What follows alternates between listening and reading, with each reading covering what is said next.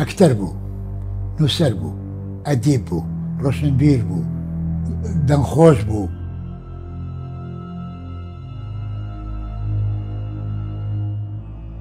سەقافەتی باوکەم هەر مەحدود نەبوو لە زمانی کوردی و عەرەبی بگرە، شارەزایی هەبوو لە فارسی و لە تورکی، لە عەبری. بەهرەیەکی گەورە بوو، بەڵکو کۆکەرەوەی کۆمەڵێ بەهرەی زۆر دانسقە و نایاب بوو.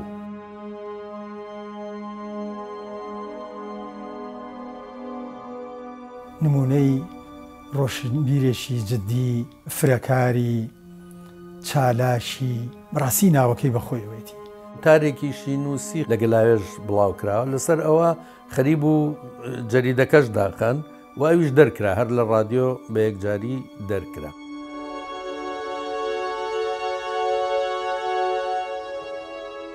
حەقا کورد لە ڕووی ڕۆشنبیری، لە ڕووی ئەدەبی، لە ڕووی سیاسی، لە ڕووی کۆمەڵایەتی، لە ڕووی هونەری لە بیری نەکا.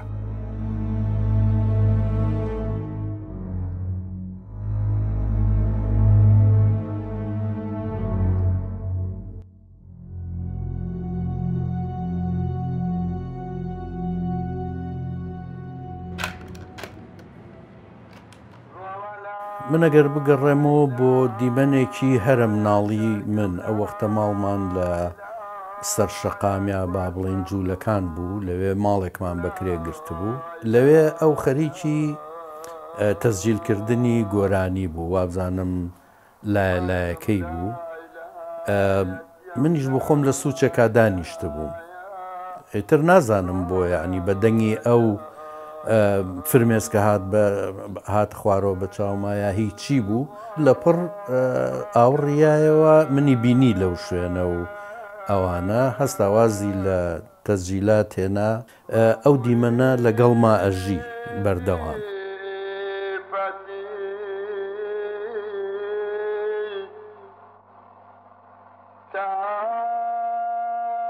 من پێویستی مەجلی مەکتەب بوو،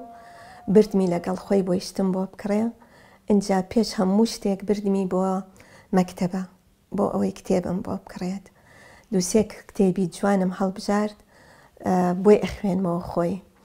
ئەوەش تیامە ئەوەی ڕوان کە خوێندنەوە شتێکی گرنگە.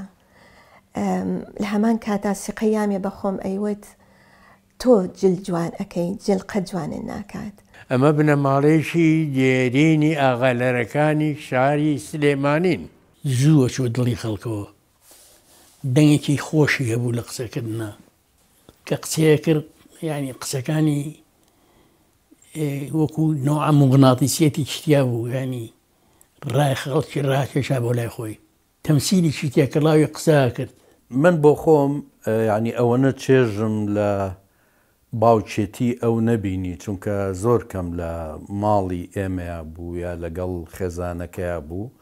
هەندێکی پەیوەندی بە سیاسەتەوە هەبوو، بە زیندانکردنی هەبوو، هەندێکی پەیوەندی بەو هەموو کار و چالاکیانەوە هەبوو کە خۆی ئەیگرتە ئەستۆی خۆی. باوک بوو بە هەموو معنای کەلیمە، خۆشەویستیەکی زۆر زۆری تیا ڕوانین، پێش هەموو شتێک خۆشەویستی نیشتیمان، خۆشەویستی کوردایەتی، خۆبەخشین، ڕازگۆیی. یەکەم نۆبەرەی باوکم مردووە، دوای ئەو کاک چالاکی برام بە ڕەحمەت بێ، ئەو یەکەم برامانە و کاکمانە، دوای ئەوە ڕووناکی خوشکم بە ڕەحمەت بێ، ئەویش بە نەخۆشی شێر پەنجەوانە ئەمری خوای کرد. دوای ئەوە من هاتووم، دوای من شەهید شێرزادی برامە، دوای ئەو بەیانیە، دوای ئەو ژیان و قارەمان و ئالان کە بچووکترینیانە. بەڵام تایبەتمەندیەکی زۆر زۆر گەورەی یابوو بە کچان و هەوڵی ئەوەیە کە ئێمە زۆر بڕوامان بە خۆمان بێ و خۆشەویستێکی زۆر زۆری پێبەخشین.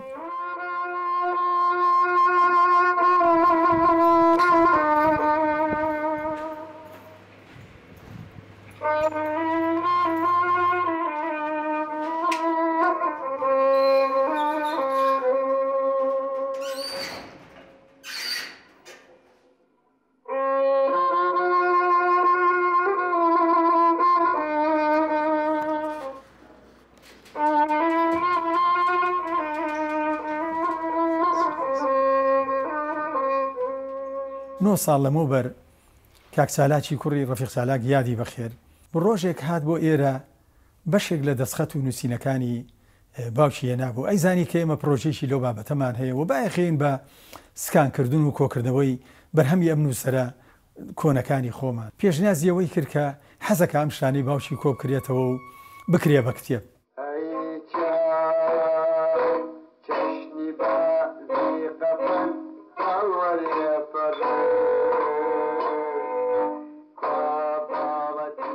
بەهرە لە ئینسانە هینی خۆی نییە،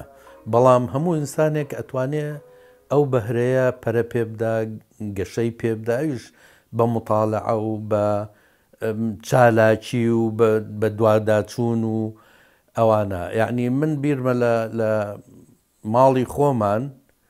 دوای وەفاتی باوکم مەکتەبەیەک بەجێما بوو، لە ناویانە کتێبێک هەبوو ناوی کتابی بوو، لەوێ زانیاریەکی زۆری تیا بوو کە بەشبەش بوو ئەو نامیلکەیە، مەسەلەن ژیانی هونەرمەندە گەورەکانی دنیا، ڕۆمان نووسەکانی دنیا، ئەدیبەکانیان، سیاسیەکانیان، شەڕەکانی دنیا کە بووە چۆن بووە. دەنگ خۆشیەکەوە لەدایک بووە ئەو قوڕگەی هەبووە و دەنگەی هەبووە. وریاییەکەی ڕەنگە کۆمەڵگای سلێمانی ئەو سەردەما و مامۆستاش بوو، مامۆستایکی سەرکەوتوو بووە، چون دەنگی خۆش و کە قسەیە کرد قوتابی حەزیە کرد گوێی لێ بگرێ. کە لە ساڵی 1942 ئەو دەرفەتەی بۆ ڕەخسێ کە ئەویش لەگەڵ مامۆستا گۆران و خوارێ خۆش بۆ ڕەمزی قەزازە دەرفەتیاوان بۆ ڕەخسێ بچن لە ڕادیۆی ڕۆژهەڵاتی نسیشی لە یافا لە بەشە کوردیەکەی کار بکەن. ئەوەش ڕاستی بۆ خۆی تەجربەیەکی گەورە بووە. لەوێ هەندێک لەو هونەرمەندە گەورەکانی عەبدولوهاب و ئەمانەی ناسیوە و لە نزیکەوە چۆتە ناو دنیایش کە لەوێ ئیمکانیەتی هونەری ئەو ئامێرە مۆسیقانەی کە لەبەردەسا بوون بۆ خۆشی ئینسانێکی زیتەڵە و بەردەوام بە دوای زانست و زانیاری و تێگەیشتنی زیاترا گەڕاوە و ئەمە بۆ خۆشی لە بیرەوەریەکانە باسیەکە ئەو قۆناغە بۆ زۆر گرنگ بووە. چوونی بۆ یافا لە سەردەمی بڵێن گۆرانی ڕەحمەتیە هەر بۆ خزمەتی ملەتی کورد بوو، هەر بۆ بوو لە ڕێگای ئەو ئیزگەیە کە لە یافا لەلایەن ئینگلیزەکانەوە داندا بۆ ئەوە بوو کە سیاسەتی شەڕی دووهەمی جیهانی ئینگلیزەکان پیادە بکە، ئەم بەکاری هێنا لە پێناوی بەڕاستی خزمەتی ملەتی کوردە. تەسیری ئەو تێکەڵاو بوونە لە یافا و حەیفا ئەو کاتە تەسیرێکی پێم وایە زۆر ئیجابی هەبوو، چونکە خەڵکی زۆر باشی ناسی و تێکەڵاوی ئەو سەقافاتانە بوو. بۆ خۆشی چکە عاشقی خوێندنەوە بووە. من دڵنیام کاتی خۆی کتێبخانەی باشی هەبووە، هەرچەندە هەلومەرجی ژیانی ڕاستی زۆر سەخەمگیر و دامەزراو نەبووە.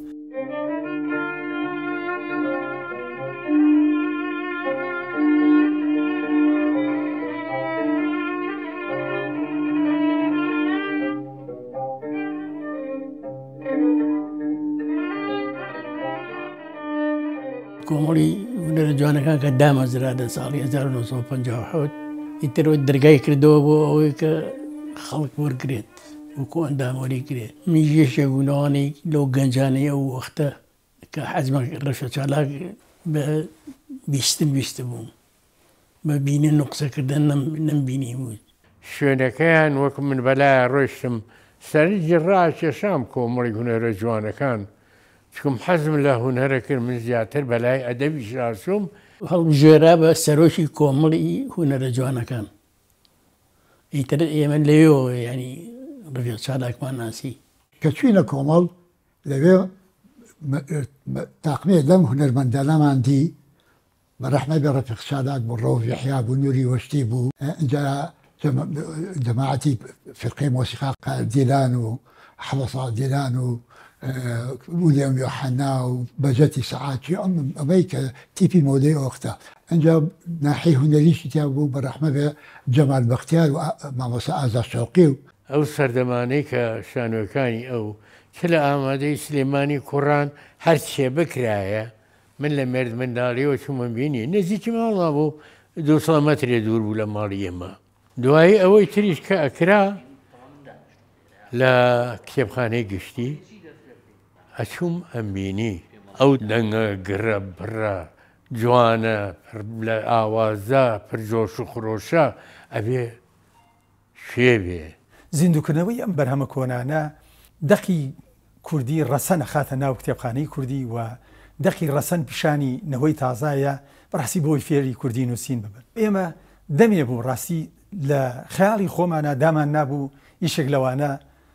ڕەفیق چالاکە کاری لەسەر بکەین. ئەجا کۆمەڵی هونەرجوانەکان کۆمەڵێکی خێری بوو. ئێمە لە باتی ئەوەی کە دەستکەوتی مادیمان بێت بەعکسەوە ئابوونەمانەیە. ڕەنگە بڵێم لەم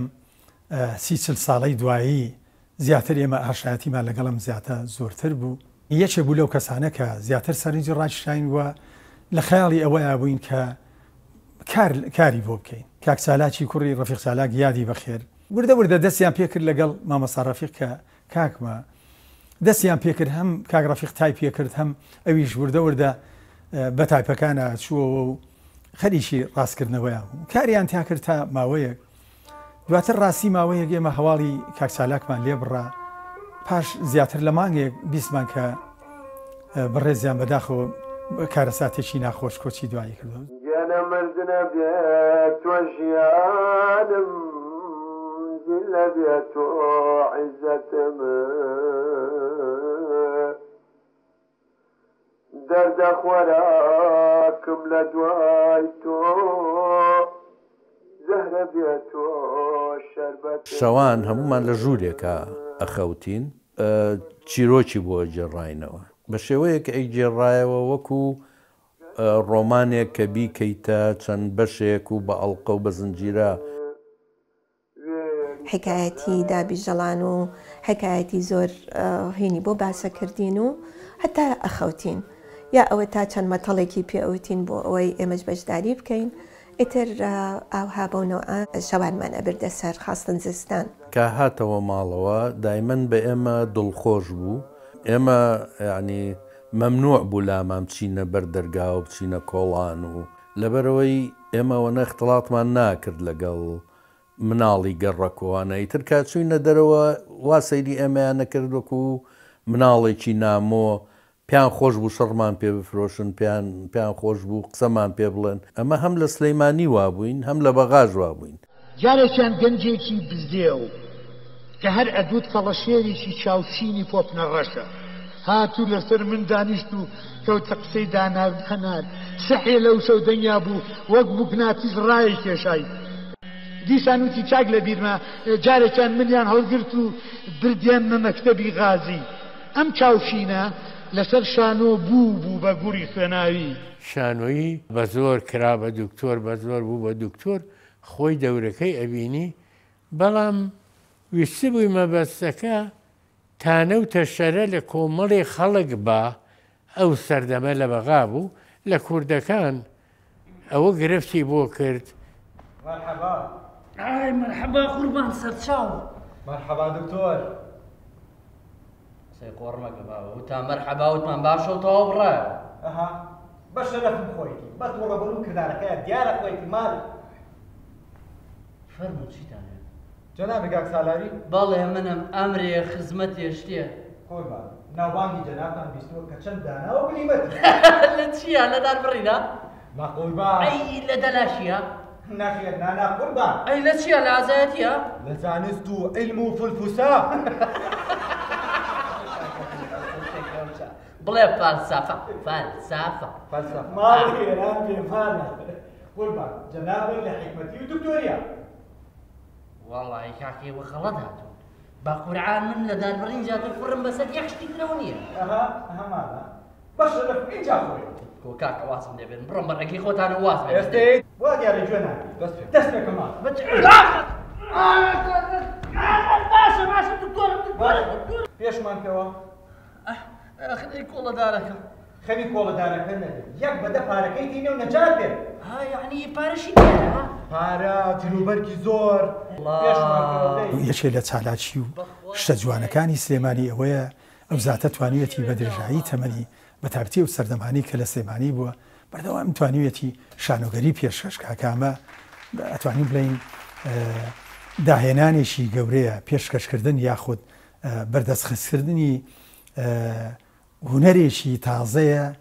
کە بۆ کوردەواری بەڕاستی تازە کوورە بووە ئەو توانیوێتی پێشەشی کوردەواری بکە و لەو ڕۆوە زۆرێک لە هۆشیاری هوەری لەناو خەڵک بڵاو بکاتەوە. ئەوە نەبووەکو ئێمە 2 مانگ و 3 مانگ پرۆڤە بکە. هەر ئەو چەند ڕۆژە بۆیان خوێنەوە ئیتر خۆی جوڵەیە کرد و بەمیە و بجوڵی بجوڵی ئەندر ئەکتەرەکانیش کۆمەڵێ بوو لە مستەوا بوون. ئەو ئیش کە کرا شانۆگەری پیسکەی تەرپێر یەکەم جار کە هاوبەشیم کردە پیسکەی تەرپێرە بە نەک بە شێوەی ئەکتەر بە شێوەی ملاقێت. کاتێ لەسەر شانۆش کە تەمسیلی ئەکرد 100 ئەکتەری لێ وایە هەموو جوان ئابە و ئەوی جاروبار گۆرانیشی ئایە دەم ئیتر ئەوە تەواو چێژی بە خەڵکەکە ڕێکە سیر بوو نازانم یەکێ لە ئەکتەرەکان نەهات و نەخۆش و شتێک ینی بە تەواتی بیرم نییەنی بەڕاستی وتم مشکلتان نەبێ من دەورەکەم لەبەرە دەورەکەش دەوری کچ بوو وتیان چۆنت لەبەرەوەوانەتم لەبەرەوە ملەقینەکەم شوێنەکە هەموو ڕۆژێ یەک کەرەتی تەواو لە ئەو یەکەم دێرەوە تاقی دێرمە ئەی خوێنەوە ئەوەی بێن خۆم لەبەرم کردو کاک ڕەفیق زۆری پێ خۆش بوو تەژێئی کردم ئەمانە ئەمە شتێکە لە شانۆگەرەکان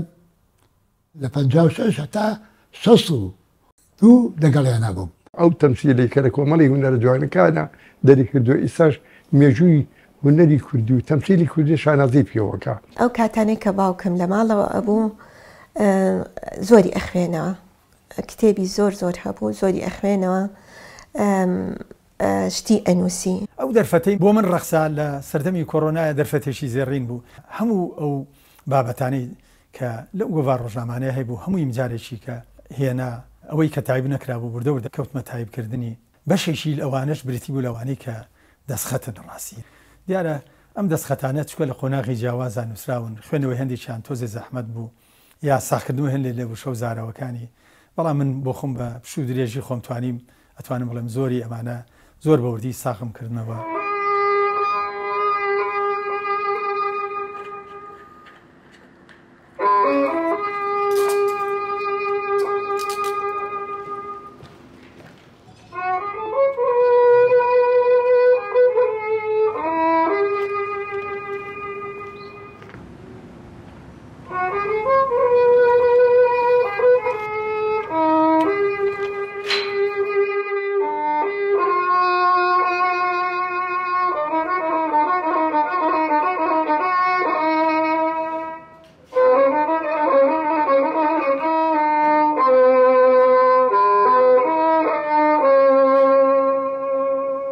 کە چوینە هەڵەبجە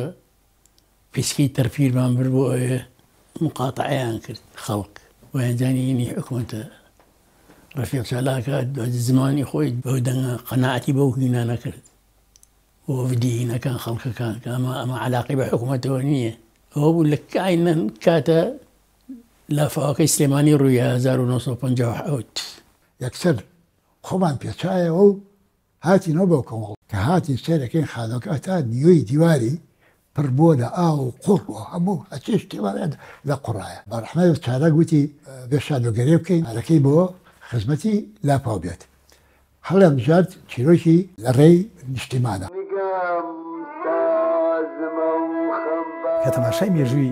شانۆی کوردیەکەی کۆمەڵی هەوڵی سەرەتایی هەیە لەوانەی کە مامۆستا فواد ڕەشید بەکر و ئەو بەکر هەوری و ئەمانە دەستیان پێکرد بەڵام کەم و زۆرەتوانین بڵین لە چلەکانی سەدەی ڕابردووە مامۆستا ڕەفیق چالاک بەڕاستی ڕوویەکی شارستانیدا بەم هونەرە توانی بۆ خۆی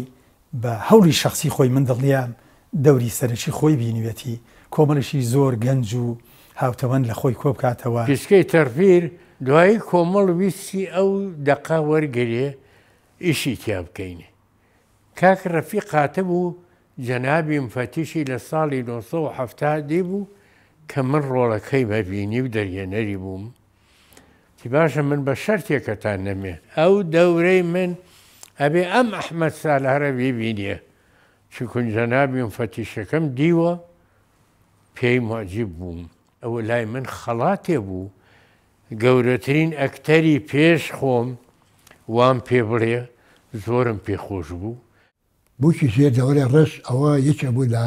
شاکارەکان ئەو خۆی دەوری لە سەرحەیە بینی چیرۆکەکە چیرۆکێکی زیاتر سیاسی بووە. شانەیەکی کەمان کرد لەگەڵیانە خەسۆ یا ئەژدیها لە کاتی تەمسیلی پیسکەی تەرپید چراکە کوژایەوە یەک قیژەی کرد و حرەکەی کرد دوای لە خەڵکەکە کرد کە ئەو چرایە کوژاوەتەوە ئەمان لە زمنی تەمسیلەکەیە. یا جاری وە هەیە ئەگەر ڕەشە وایە بووە شتێ وایە تێکەڵی دەقەکەیە کرد توانای داهێنانی هەبوو.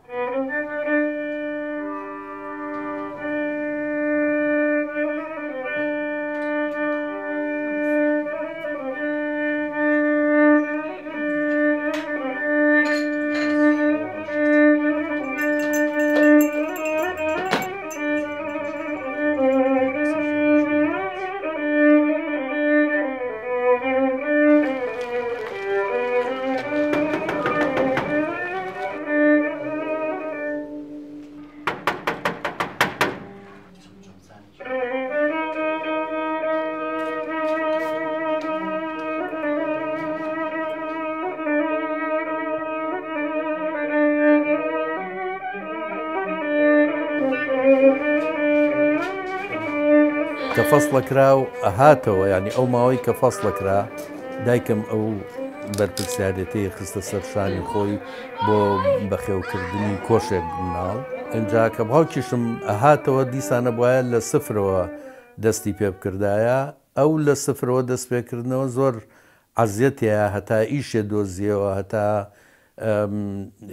داهاتێک یا دەرامەتێکی پیا کرد بۆ مناڵەکانی هەتا تەوزیفە بۆ جارێکی تر ماوەیەکی ئەخایان لەو ماوەیانە باوکم تەبعاً پەستە بوو دایمەن خەمی مناڵەکانی بوو خەمی بژێوی ئێمەی بوو نەفیکرا باوکم بۆ بەغا ئیتر لە بەغا وەزعی ئێمە گۆڕا زمانی تازە و کولتوری تازە و وای لێ هات کە باوکم ئیشێک بگەڕێ بۆ ئیش و لە پاشان ئێمە شەریەکە لە مەکتەبێک و لە ژیانێکی تازە دەست پێ بکەین.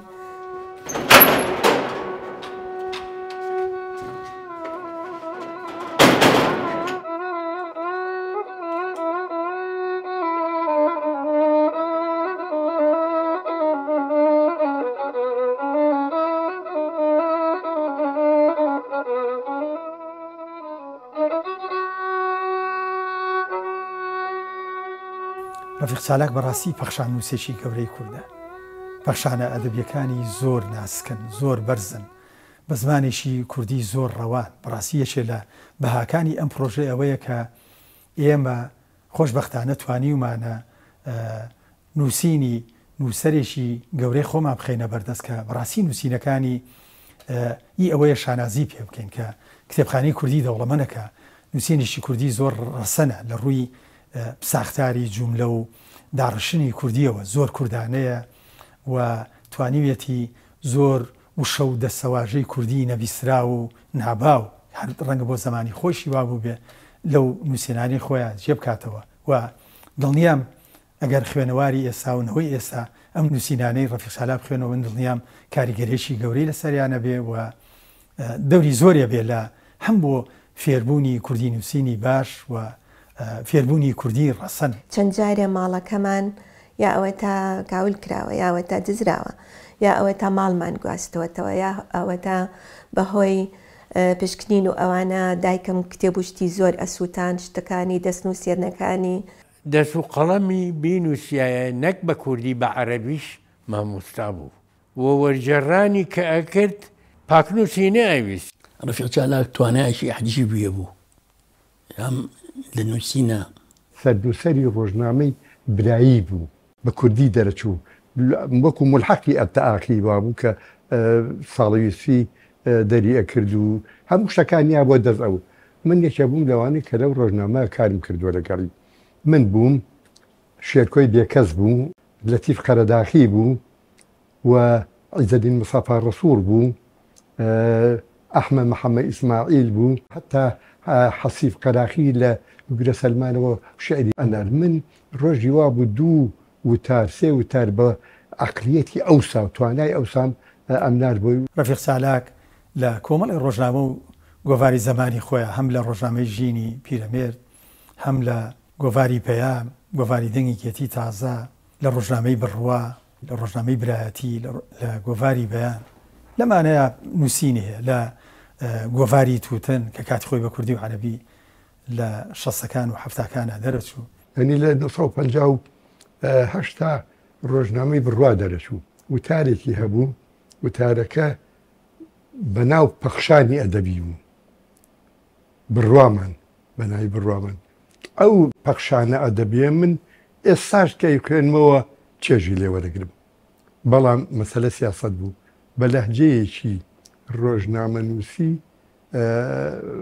بەڕاستی ئەینووسی و بڵاوێ کردەوە. ئەو وەختە کۆمەڵ لە یانەی فەرمانبەران کۆڕێکیان بۆ گرت.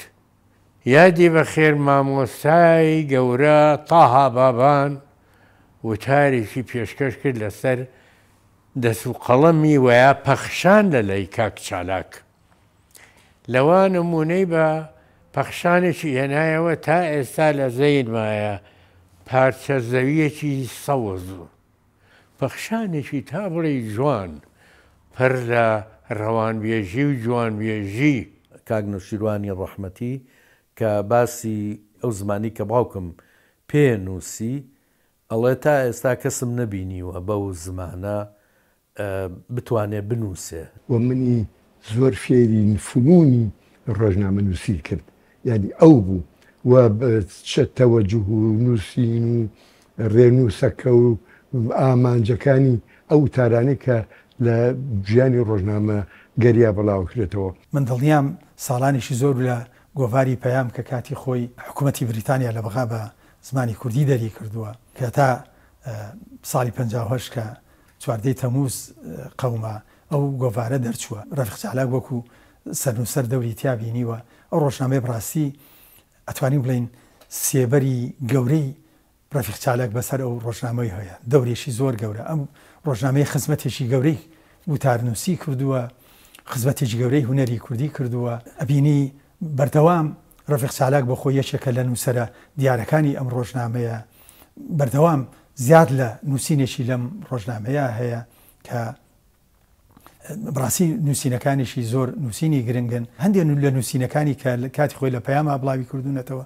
جارێکی کە لە دەستکاری کردوون و لە بڕواایە، جارێشکە بە زنجیرە بڵاوی کردنەوە. هەندێک لە نووسینەکانی ئەو بەڕاستی پرۆژەی کتێبن بە زنجیرە لەم گۆڤار و ڕۆژنامانەی زمانی خۆیان بڵاوی کردوونەتەوە. و لە زۆربەی ڕۆژنامەکانە ئەینووسی و لە ڕادیۆی کوردی بەغا ئیشیە کرد.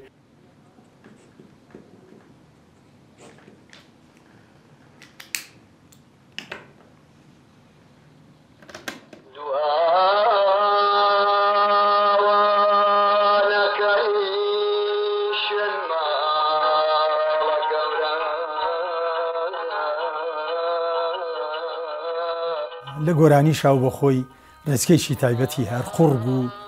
دەنگی ئەو جۆرێک تایبەتمەندی هەیە کە ڕەنگە جیاوازە لەگەڵ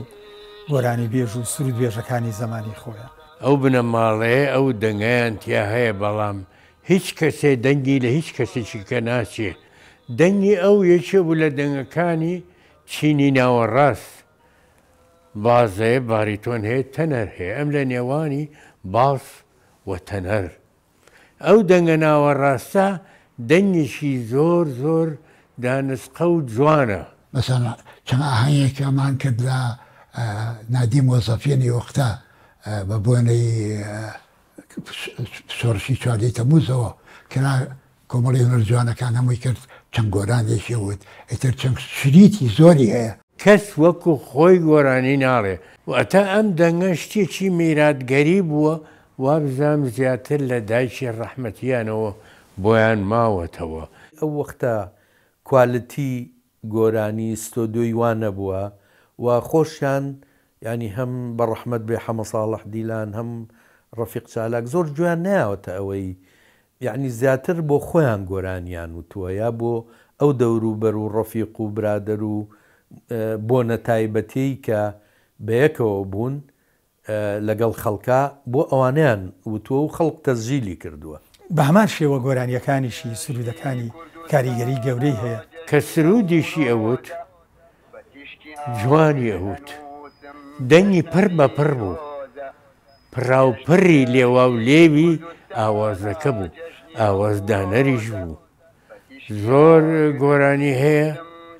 شێوازێکی لاوانگەوە یا خەمناچی تیا بوو سیانزە حوزەیرانەکە وابزام کاکنووی وەشتی نووسی بووی زۆر جوان و توێری و من کە لەگەڵی دانیشتوم لە خزمەتیا گۆرانی کە ئەوت دەمی نەئەکردەوە دەمی وەکوو داخراو بوو ئەو دەنگەی لێ هاتە دەرەوە کە دەنگێ بوو خوا ئەزانێ چەشنەها ئاواز لێوەی سەری هەڵا گۆرانی بێش بیت دەمخۆش بیت خەتیب بیت موەسیل بیت ئەدیب بیت متەرجم بیت هەنی ئەم سوەتانەی هەمووی لە چالاکا بوو یعنی ئاوازەیەشی دەنگی هەبوو زۆر زوڵال بووە هەم لە کارە شانویەکانی کە من هەندێکیانم گوێ لێ بووە ڕاستی دەنگێکی زۆر یعنی پڕ لە ئاوازە و زۆر کاریگەری هەبووە بەپێی ئەوەی کە تۆمار کرا و هەستەکەی کارگەرێکی زۆری هەبووە لەسەرەوانەی کە بینەری شانۆگەریەکانی ئەو بوون.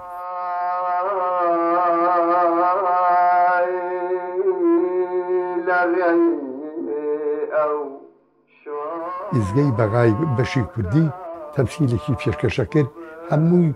نەقد بوو هەمووی پند بوو هەمووی ئامۆژگاری بوو بۆ خەڵکانی نەخوێنەوار و خوێنەوار هەموو ئەوارێکی پێشەمان خەڵکدانش بەدیان رادیۆ گوێ لە تەمسیلەکانی ڕەفیق چالاکەوە نەگرت بەرنامەی ڕاز و ئاوازی هەبوو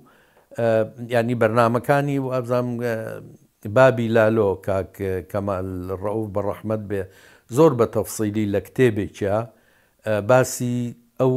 هەموو چیرۆک و ئەو هەموو بەرنامانەی کردووە چکە دەستنووس و هینەکەشی زۆربەی لایی ئەو ماوە و لەسەر درامای ڕادیۆی کوردی بەغاش سێ کتێبی دەرکرد کتێبێکیان تقریبان تایبەتە بە بەو تیپە شانۆیەی کە با بڵێن باوکم دروستی کرد و سەرپەرشتیە کرد ئارەزوی خۆمە ماڵماڵی خۆمە خاڵخاڵی خۆمە خەت حەقی ئەوەی نییە تەدەخولی ئوموری بەیتی ئەیمن بکات لە هەموو دێهاتەکان چاوەڕوانی ئەو دەقانەیان ئەکردیان ئەو چارەکە سەعاتە بۆ ئەوەی گوێ لەو شانۆیان بگرنیان لەو تەمسیلە ئەچوومە بازاڕی مەزادخانەکە کە بازاری دایکی گۆرانی کوردی بوو خەڵک ڕووی ئەکردە ئەوێ هەواڵی چیرۆکەکانی ڕەفیق چالاشیانە پرسی ئەیان کڕی و ئەیان بردەوە خۆشەویستەکان ئێستا جۆ لە چیرۆکی تەمسیلی مارەیە کورەکاتی خۆم دیاری چی بم کوێرەوەری ژیان ئەوەنە زۆرە ئینسان ئاگای لە خۆشی نامێنێ لە هەموو قۆناغەکانە هەوڵی ئەیە ئەوەی لە دەوروبەرێتی یعنی پێ بگات دروست بێت یعنی کەسێکی ئەنانی نەبووە مەسەلە بیر و باوەڕی وا بووە قەناعاتی وا بووە کە کورد پێویستی بەوەی نەوەیەکی نوێ پێ بگا نەوەیەکی تازە پێ بگا وەچەیەکی نوێ بێنێتە بەرهەم کە لە ئاستی ئامانجەکانی کووردا بێت کە لە ئاستی قۆناغەکانە بێت یانەچیم لە جاو و حورمەت و یقبالە بۆچی ڕەنگە دواخستنی ئەم پرۆژەیەش کە من لە ساڵی 2020ەوە کەوتمە سەری و دواکەوتە تا ئێستا هۆیەشی سەرەکی ئەو بوو بێ کە من لە مەراقیەوە بووم زۆرترین شتەکانی پێیاکە من چونکە من دڵنیام ئێستاش ڕەنگە زۆر لەو شان و نامانەی کە کاتی خۆی لە ڕادیۆ پێشکەشی کردوون یا هەندێک ڕەنگە هەر بەشێ لەوانیشی ڕەنگە هەر دەستخەت بوو بن تا ئێستا دەست نەکەوتون و پێویستیان بەوە هەیە بەڕاستی پەیدا بکرێن و بنووسرێنەوە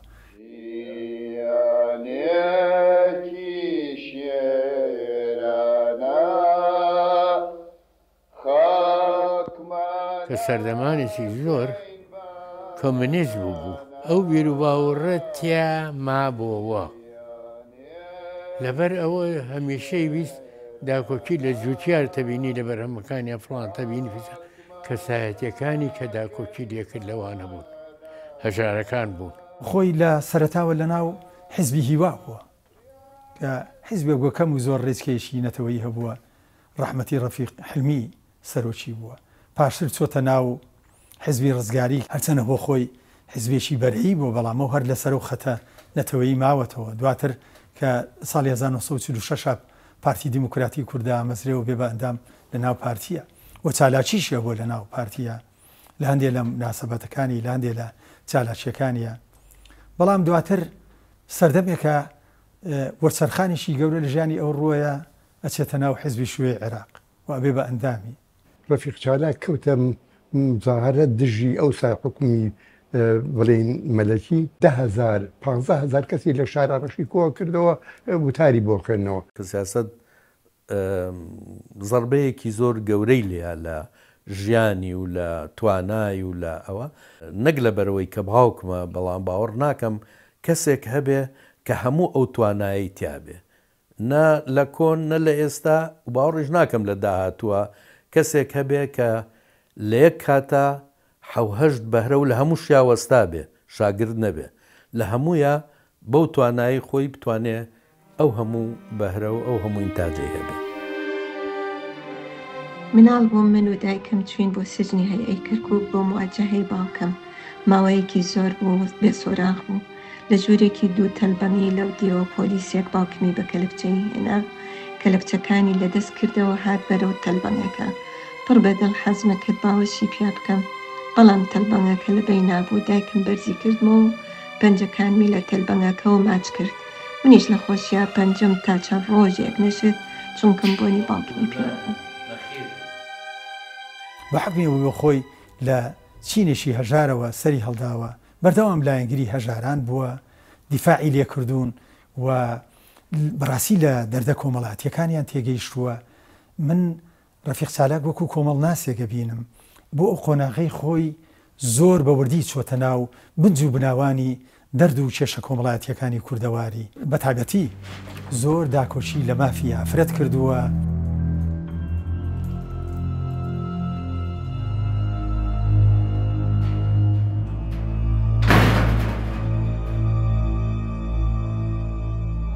لە ساڵی چونەوە ئەژیرێ دواتر نزیکەی ساڵێک لە زیندانە بۆ بەرە درێ و ئەمە تاسیرەکە سەر وەزیفەی ئەو کە پاشان کە پێشتری ژەچێ بۆ یافا ئیسقالەی داوە لە وەزیفە جارێش کە چۆتەوە سەر وەزیفە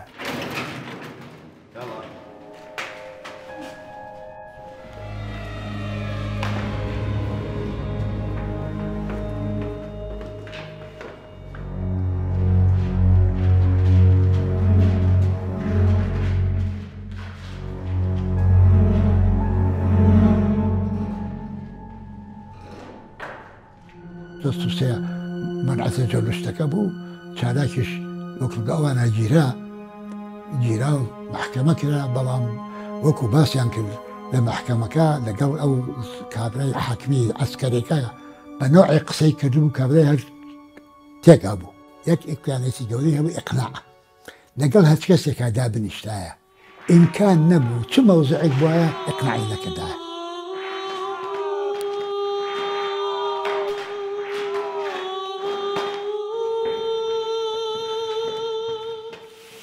تووشی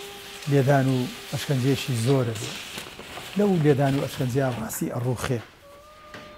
و ئەو ڕوخانەی بەڕاستی ئیتر ئەبێ بەشکستێکی ڕۆحی زۆر گەورە بۆ ئەو وەوە بۆ ئەو تا ساڵانێکی زۆر دەتوانم بڵێم هەتا کۆتای عمریشی بەڕاستی زۆر کەوت لەسەری یعنی ئەوە بوو بە مۆتەکەیەک هەتا کۆتایی ژیانی بەڕاستی بەدوایەوە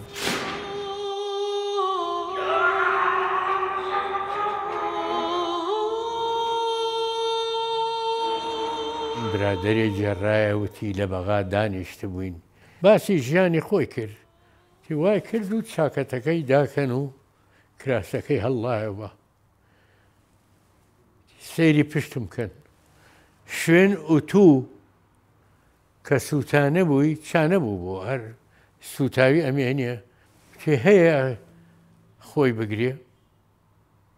ئەگلەی لە چیەکەن تانوتی چیم لێ ئەێن تانوت و تەشەرە ئەوە لەوە ئەیەن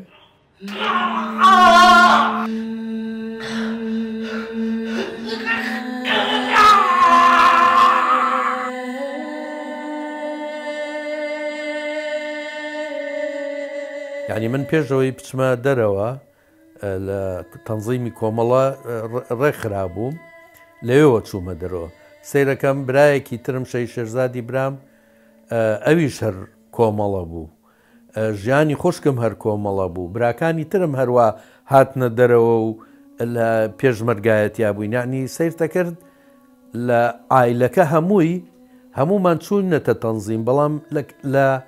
سەختترین کاتە ینی لەو وەختەی سەدام حاکم بوو ملازم محسن لە سلەیمانی بوو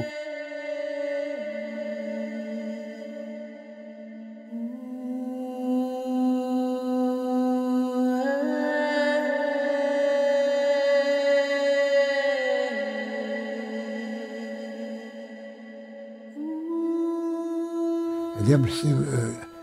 كاقرا كرت شلون اعتراف كرت وتي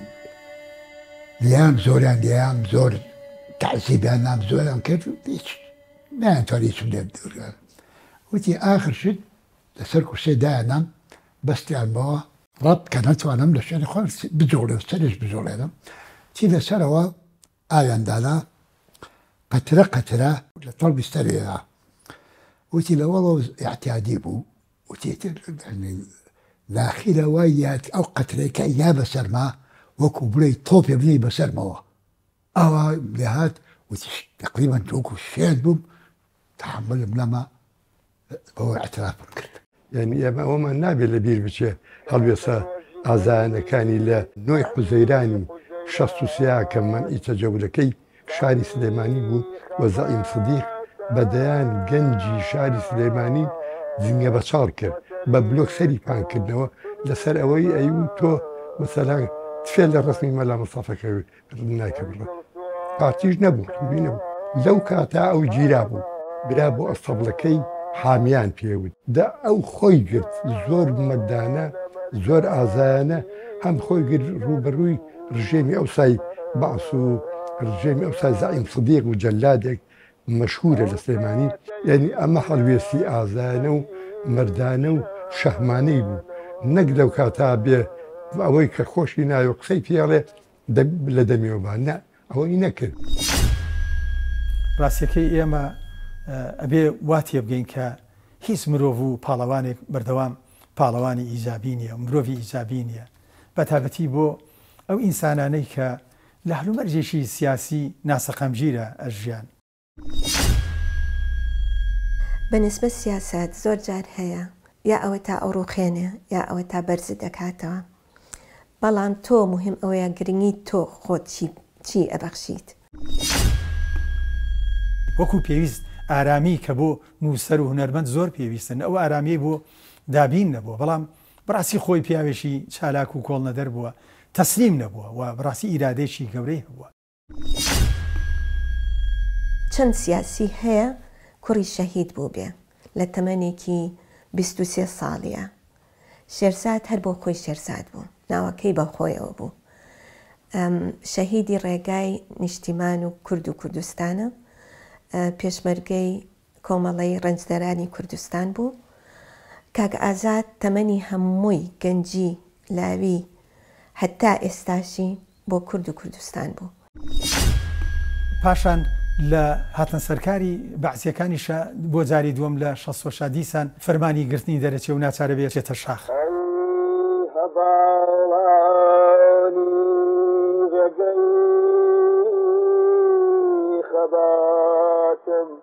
هاتە ناو شۆڕ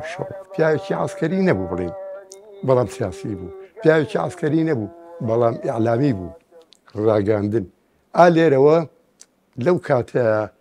ڕاگاندنی شۆڕش و پارتی بە قیادەی مەلا مستەفا یا بوویە دەست کاک سامی عەبدوڕەحمان نادیان لە ئێزگەی دەنگی کوردستانی عێراقدا نالەیە ئەتر ئەو وتارەکانیشی ئەنووسی وە بڵاویشیە کردەوە ئەو وەختە ئەو لە ڕێگای خوالی خۆش بوو کاک شەفیق ئەمینەوە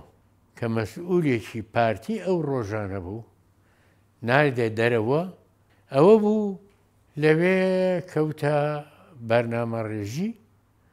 ڕۆژانە بە چەند سەعات قسەی ئەکرد ڕاستە و خۆ کاری ئەکرد بۆ ئەوەی کە میلەتی کورد سەرکەوێ میلەتی کورد بە خاوەنی کەسایەتی خۆی میلەتی کورد ببێ بە خاوەنی بڕیاری خۆی میلەتی کورد ببێ بە خاوەن سەرکردەی خۆی سەرکردەی موحەدی خۆی ئەو وای لە پێشمەرگە ئەکرد کە هێزیان هەبێ زیاتر هێز پێیا بکەن کە بڕوایان بە شۆڕش هەبێ کە زیاتر بۆ ملت بۆ کورد و کوردایەتی بۆ کوردستان بجەنگێن کە ئیزگەی دەنگی کوردستانی عێراق ئەکرایەوە لەبەرەوەی گویان لە وتارەکانی ڕەفیق چالاک بێ 2 ساڵ لەبێ بووین هەتا بەیان 11 ئازار و اینجا دیسان گەڕاینەوە بۆ بەغا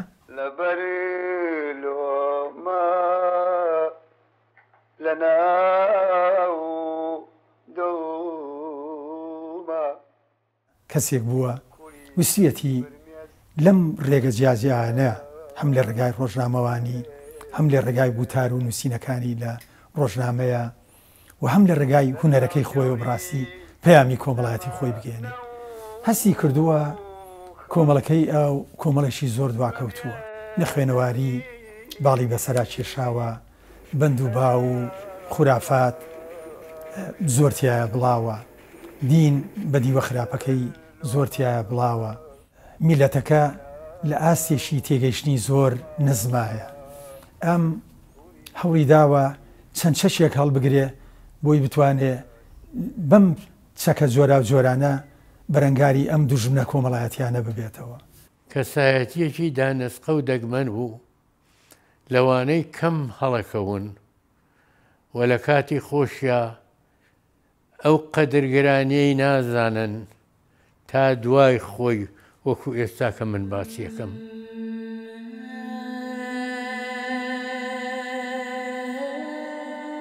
تووشی نەخۆشی دڵ بوو جگەرەیان لێ قەدەغا کردهبوو هاتە لای کاکە نووری وەشتی دانیشت لە شارەوانی ئیتر قسەی ئەکرد باسی کۆمڕێشت و باسی تەندروستی خۆی کرد و ئەوی دکتۆر پێی وتوم تووڕە نەبی ئەخر کاکەجار چۆن تووڕە نابم وەڵڵاهی ئێستا وەکو سرم لە ژێر لێفەکە دەرنێناوە هەزاران کەسە بینم مستەحقی جنێوی منە هەڵە چوو ئەو عەسەبی بوونە بوو یای لە کەلەی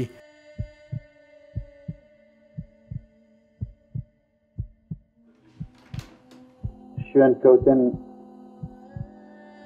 شیاری شاعری بەرزی نەمەرد آخر فترەی ژیانی کە نەخۆشی بوو دکتۆرەکان ئیزنیان نابوو کە ئیتر تەواو ئەمەلی نەمابوو لە خەستەخانەی مەدینەتە طب بوو لە بەغا ئیزنیا نابوو لە ماڵەوە بەڵام ئەو هەروازی لە هونەر ناهێنا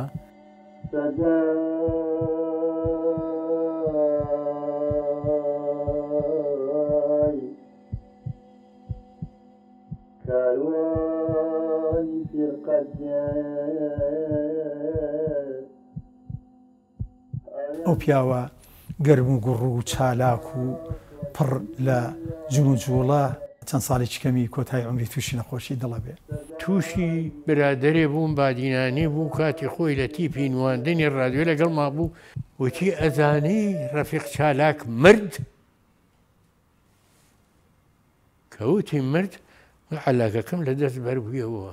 ڕەفیق چالاک ئەو هەموو دەنگە ئەو هەموو بەهرەیە چۆن ئەمرێ نامرێت بەوەڵڵا حاجەتی قەتڵی نییە میلەتانی زیندوی دنیا بەردەوام ئەم ڕۆمزە کولتوریانیان بەردەوام دیادیانەکەنەوە بەردەوام ئەیان هێنە پێشەوە ئینستیتوتێک هەیە ئێستا کتێبێکیان دەرهێناوە ئەیانوێ ڕۆڵی باوکم لە گۆڕانکاری لەسەر شانۆی کوردی بزان ڕۆڵی باوکم چی بووە لەو هینە ئێستا وەکو دیراست لە ئۆنیڤەرسیتێتی توبینگن دیراست ئەکرێن ئەبێ فەخری پێوە بکرێت هەموو ئەزان ڕەفیق چالاک چ دەنگ و ڕەنگی و جۆش و خرۆشێ بووە لە ژیانی نەتەوەی کووردا چ قەڵەمێ بووە ڕۆشنبیرێکی جددی پەیامدار بووە لەو عمرەکەمەی خۆیە ئەتوانم بڵێم پەیامەکەی خۆی گەیاندۆتە ژێ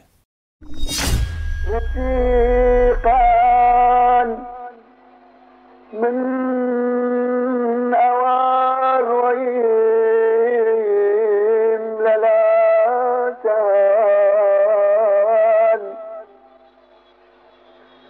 لمظلومان بلاش والبيان